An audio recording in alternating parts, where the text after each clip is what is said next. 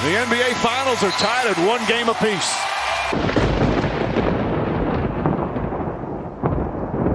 There's a storm coming in. I know. Them Oklahoma boys done got their licks back. Spun around the block type shit. And it's due in large part to the MVP himself, Shai Gilgeous-alexander, who's wearing a John Lennon shirt. He knows ball. This didn't feel like an NBA Finals game. If not for the crowd dressed the way they were dressed, I wouldn't feel as though this game held any significant importance. Where's the Finals logo? OMG, it's Larry. They brought him back from the doldrums. Ain't he beautiful? And it's gone. How the fuck would you show me something if I couldn't have it then? They need to do something about this damn AI toying with my emotions. Where was I? Oh yeah, SGA. 34 points on 52% shooting, 5 rebounds, 8 assists, 4 steals, and 1 block? After scoring 38 points in game 1. He is the walrus. Them's a lot of free throws, though. He didn't have that many in game 1. I think he was 7 of 8 from the free throw line. So maybe the luggage he brought with him on the plane carrying the free throws was lost, only now for game 2 to finally arrive from baggage claim. 72 points across both games. That's the most points ever scored by any player in NBA history for their first 2 finals games. And I think he's been averaging 33 or 34 points for 10 games as well. He is an efficient demon. He is a historically efficient fiend. His game 1 performance was overshadowed by just how Shakespearean the ending was. When Tyrese Hallelujah did what he did, he took the air out of the arena. It was as if he teleported the crowd to the vacuum of space, because that's just not supposed to happen, and especially to the Thunder. But the belt the Thunder come back with after losing a game is not to be trifled with. As a team, they've only lost back-to-back games twice this season. And as a team, you can't pull something like that off without an elite MVP-esque player. The MVP race was quite contentious for a majority of the season, but he very much deserves it. And he's putting up some legendary feats. 3,000 points in a season, including playoffs, while being the MVP, all the while submitting relative stats to NBA greats. Ain't he good, Clippers? Man, y'all sure know how to draft him. Ballerina, you must have seen, sir. Driving down the lane, run the offense, Alexander.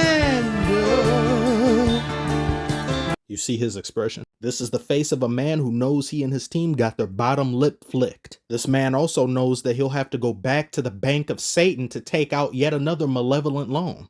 The way our game is now, the way the game is digested by fans sometimes, I think it's a lot of box score watchers, and so if my box score doesn't look the way that it's supposed to, I think that could be a part of it as well. I mostly agree with what he's saying. Unfortunately, because of this game ending up the way that it ended up, there will be those that take what he says out of context and say, well, of course you feel the way you feel about box scores. You only score 17 points and you didn't do enough for your team. As a player, I can imagine that can be quite annoying, especially to those who only watch highlights and don't tune in for the actual game.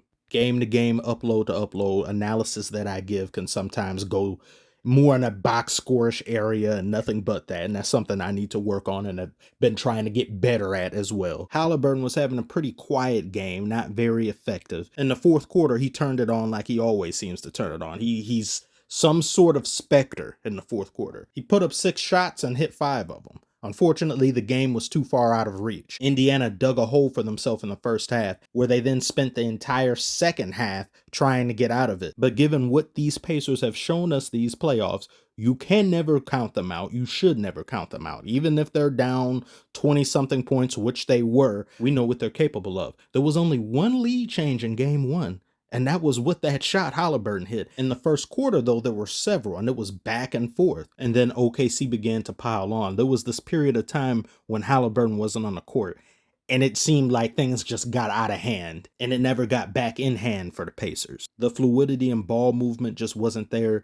Some players seemed as though they settled for shots or took a few too many contested ones. Siakam had too many of those. Obi Toppin, he had far too many and he didn't play good. Nesmith had too many of those. Good amount of that attributed to OKC's brilliant defense. And the synergy and switches between SGA and Chet executed swimmingly. And even Caruso, great game. His hustle is always second to none, and he ended up with 20 points. He switched from being a local nuclear defensive pest to an offensive pest. Could you explain or describe Caruso's energy levels for a 30-year-old man? Don't disrespect our GOAT like that, man. Stupid ass question. How do you even answer that? What do you want from that question? Talking about him like he got taken out of a sarcophagus. He was boys with King Tut and Ramses. Like, get the hell out of here. It's a stupid ass question. Thunder not only played great, they played to their strengths. Correction and adjustments are in order for the Pacers heading back to Indiana, but it's still very much a series, and Pacers should feel pretty good about themselves. The momentum is in the Thunder's favor currently, but this could have been so much worse for the Pacers. You could have been down 2-0. Things are still shaping up to look pretty cinema-like in nature. My ultimate hope for this series is that it at least goes 6 games. It goes 6 games. My wishes are fulfilled. I'm fine with either team winning. I prefer the Pacers to win, but both teams deserve it. It's been a long time coming. And in my opinion, this is already somewhat better than the last 2 finals we've had. But what did you make of this game? Did you enjoy it? And who do you have winning this series? Comment below, let me know. Like and subscribe if you are new. Thank you all, as always, for watching, and I will see you on the next one.